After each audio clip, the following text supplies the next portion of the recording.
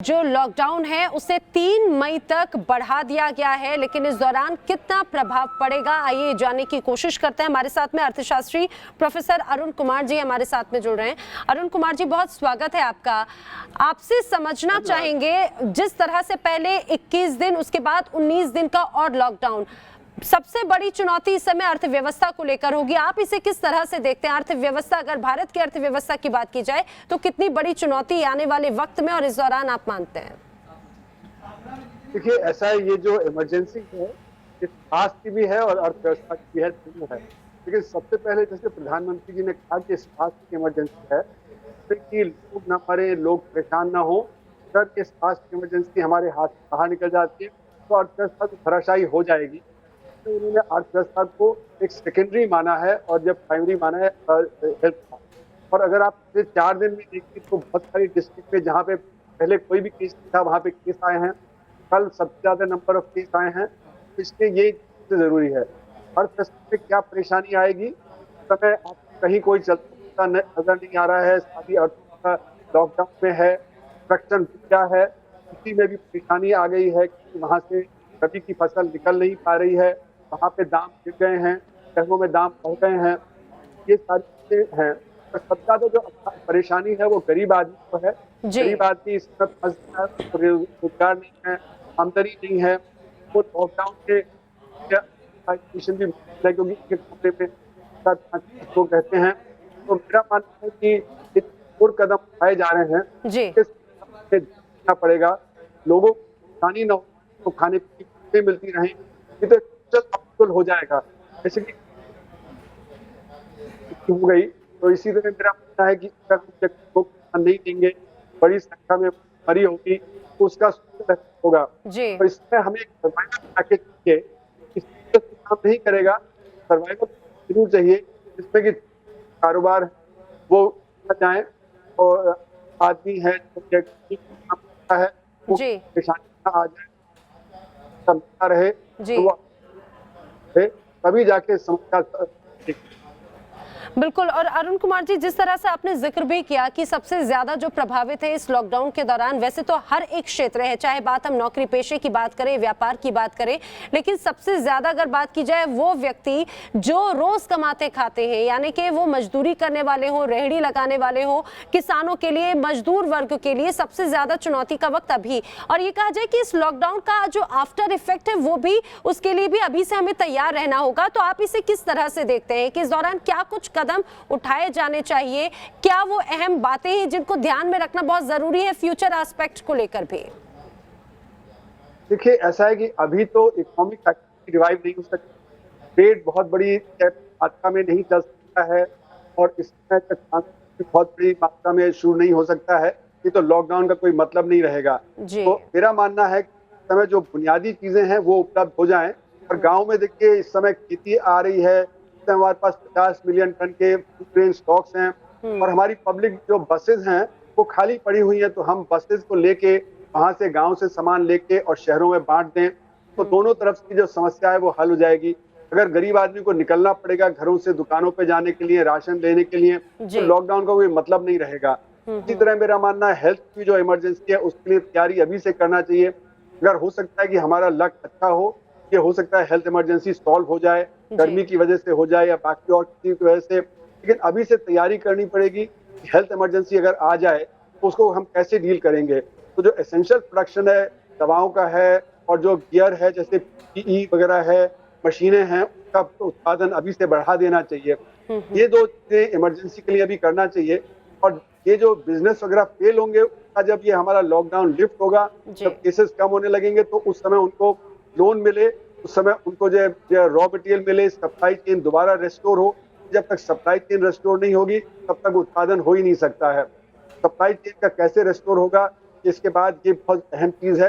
और उसमें हो सकता है हमें आदमी की मदद लेनी पड़े शुरू में, सामान इधर से उधर जाए और एक डिसिप्लिन वे में वो हो सकता है कि तैयारी उसकी अभी से कर लें, सप्लाई चेन वगैरह कैसे रेस्टोर हो, बिजनेसेस जो बंद हो गए वो कैसे हो, और जो लोग पलायन कर गए हैं शहर से गाँव में, जो वर्कर्स वो कैसे वहां पे जाएं।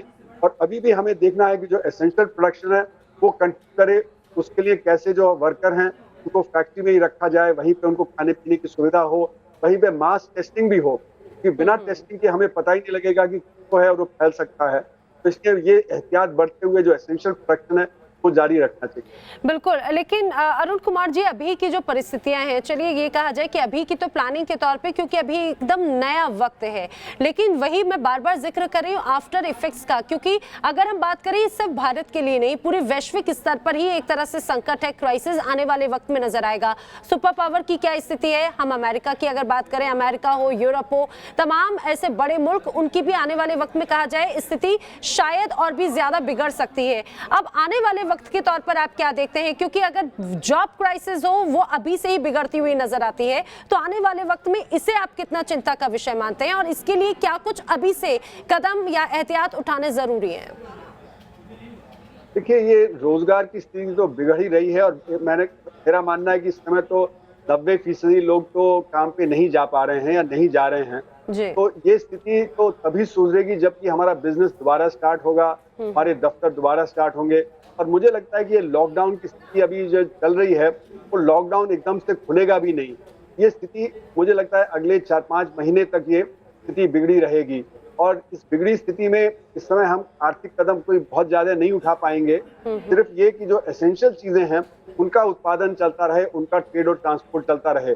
उसके बाद क्या होगा, सरकार के पास उस समय तो टैक्स की भी कमी होगी, सोर्सेज कम होंगे और जो बिजनेसेस हैं उनको जो दोबारा से रिकैपिटलाइज करना पड़ेगा, जिससे वो स्टार्ट करें। उनका लोन इस समय प्रॉब्लम में आ जाएगा। हमारा जो फाइनेंशियल सेक्टर है, बैंकिंग है, वहाँ पे जो एनपीए बहुत ज्यादा बढ़ जाएंगे। तो ये जो बैंकिंग सिस्टम ना डूबे, बिजनेसेस ना डूबे, इसकी तैयारी अभी से करनी पड़ेगी। और जैसे मैंने कहा, सप्लाई जो है, सप्लाई अगर नहीं होगी, अगर इनपुट नहीं होगा तो वो आउटपुट भी नहीं निकलेगा। तो सप्लाई जो ब्रेकडाउन इस समय हो जाएगा, उसके लिए हमें ये पूरी कोशिश करनी पड़ेगी कि हो सकता है कि वॉर फुटिंग पे हमें ये करना पड़े कि जब ट्रक्स उपलब्ध हों और ट्रांसपोर्ट हो, रेलवेज का इस्तेमाल हो। इसकी प्लानिंग अभी से कर लेनी चाहिए कि जैसे जैसे ये लॉकडाउन कम होगा तो किस प्रकार से सप्लाई रेस्टोर होगी। उसकी प्लानिंग अगर अभी नहीं होगी तो उस समय भी बहुत ही मुश्किल हो जाएगा। बिल्कुल, तो आप अगर सप्लाई की बात कर रहे हैं तो मैं सप्लाई को लेकर ही अगला सवाल भी करना चाहूंगी। अरुण जी, सप्लाई चेन को बनाए रखना कितना चुनौतीपूर्ण रहने वाला है और खासतौर से ऐसे वक्त में, खासतौर से अगर हम चीन की भी बात करें, चाइना के ऊपर कई मुल्क भी एक तरह से डिपेंडेंट रहते हैं। अभी भी अगर हम इम्पोर्ट एक्सपोर्ट की बात करते हैं, तमाम तरह की चीजें अभी काफी डिपेंडेंसी रहती रही है, लेकिन अब ऐसे दौर में इसे किस तरह से देखा जाए, सप्लाई चेन को मेंटेन रखना कितना बड़ा चुनौतीपूर्ण आप इसे मानेंगे? देखिए, सप्लाई चेन में दो हिस्से हैं, एक हमारा अंदरूनी सप्लाई चेन है और एक हमारा चीन और बाहर से जो इंपोर्ट होता है उसका सप्लाई चेन है। तो मुझे लगता है कि इस समय हमें सबसे पहले ध्यान देना चाहिए जो हमारा एसेंशियल प्रोडक्शन है उसके अंदरूनी सप्लाई चेन का। बाहर की सप्लाई चेन तो रेस्टोर होते होते समय लगेगा, क्योंकि उसके लिए जो लोग बाहर से आएंगे तो हो सकता है वायरस फिर से भड़क पड़े या कोई परेशानी आ जाए, और हो सकता है कि जो कुछ चीजों को छोड़ के जो एसेंशियल प्रोडक्शन है, जैसे खाने पीने की वस्तुएं हैं, जो हमारे टॉयलेटरीज की हैं, जो ये सब हैं, इनमें शायद बाहर से ज्यादा कुछ जरूरत ना पड़े। और ये जरूरी है कि जो हमारा जो मेडिसिन हैं, जो दवाएं हैं, उनके लिए जो चीन से काफी बड़ी मात्रा में रॉ मटेरियल आता है, उसका हमें ऑल्टरनेट सोर्सेज ढूंढने पड़ेंगे और उसके लिए अभी से तैयारी करनी पड़ेगी। ये भी कोशिश करनी पड़ेगी कि जो हमारे यहाँ बन सकता है वो हमारे यहाँ बने। पब्लिक सेक्टर यूनिट से बनती थी बहुत सारी चीजें, उनको दोबारा रिवाइव किया जाए। कि मुझे लगता है कि आगे आने वाले समय में एक जो लेसन है इस कोरोना वायरस का, तो ये है कि हमारी सप्लाई चेन बहुत ज्यादा एक ही सोर्स पे निर्भर ना हो और जहां तक हो सके वो अंदरूनी हो, जिससे कि बाहर से जब परेशानी हो तो वो अंदरूनी असर ना करे। तो हमें ऑल्टरनेट सप्लाई चेन देश के अंदर और बाकी देशों से ये देखना पड़ेगा कि कहाँ से हो सकता है डाइवर्सिफाई करें, जिससे कि कोई परेशानी अगर एक देश में हो तो दूसरे देश में उसका ना हो। और जैसे मैंने कहा कि सबसे ज्यादा जरूरी है कि हमारी जो इंटरनल सप्लाई चेन वो कामयाब रहे, खासकर एसेंशियल के प्रोडक्शन के लिए, तब जाके हम इसका जो है वो कर पाएंगे मुकाबला। नहीं तो ये अभी जो समस्या जो है वो बहुत भयंकर हो जाएगी, तो अभी से उसकी तैयारी करना जरूरी है। बिल्कुल, और मुझे लगता है अरुण जी कि जिस तरह से भी परिस्थितियां हैं या फिर सरकार या प्रशासन लगातार जो प्लानिंग कर रही है, जो नीतियां बना रही है, उसमें भी इन बातों का तमाम ध्यान जरूर रखा जाएगा ताकि आने वाले वक्त में जो स्थिति है वो विकराल ना हो, भारत उस स्थिति को आसानी से उसका सामना करे और जल्दी से संभले भी। अरुण कुमार जी, आप हमारे साथ जुड़े, आपका बहुत शुक्रिया।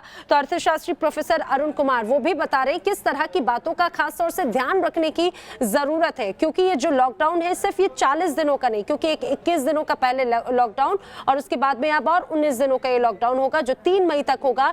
लेकिन इस लॉकडाउन के बाद में आखिर किस तरह की स्थिति, किस तरह की मंदी या फिर किस तरह से डगमगाता हुआ ये कहा जाए कि कई क्षेत्र हैं वो नजर आएगा, तो उसमें कई बातों का ध्यान रखना बहुत जरूरी है, चाहे बात फूड सप्लाई की हो, चाहे सप्लाई चेन की हो, या फिर आने वाले वक्त में आर्थिक स्थिति को कैसे और सुधारा जाए, किस तरह से मजबूत किया जाए, उसमें वो इस तरह की तमाम नीतियों को बनाने की बेहद जरूरत है।